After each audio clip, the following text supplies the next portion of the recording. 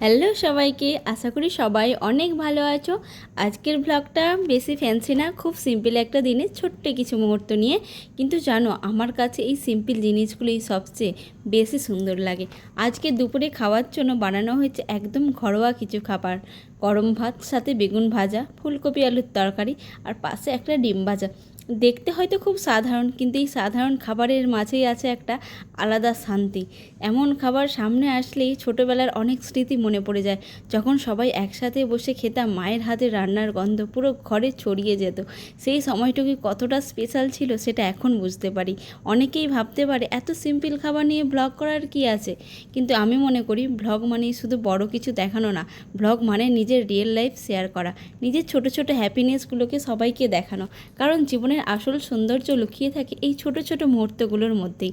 এক প্লেট গরম ভাত, পরিবারের সাথে একটু সময় কাটানো, বা নিজের পছন্দের খাবার শান্তিতে বসে খাওয়া, এগুলো অনেক বড় হ্যাপিনেস হতে পারে।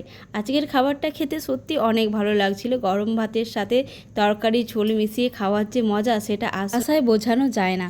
আর ডিম ভাজাটা তো আমার সব সময় ফেভারিট। Simple but perfect. আমার মনে হয় যে খাবারে মায়া থাকে, ভালোবাসা থাকে, সেই খাবারের টেস্ট কখনো খারাপ হতে পারে না। তো তোমাদের কেমন লাগে এই ধরনের খাবার, সিম্পল খাবার? কমেন্ট করে অবশ্যই জানিও তোমাদের ফেভারিট ঘরোয়া খাবার কোনটা। ভালো লাগলে অবশ্যই একটা লাইক করে দিও। আজকের মতো টাটা।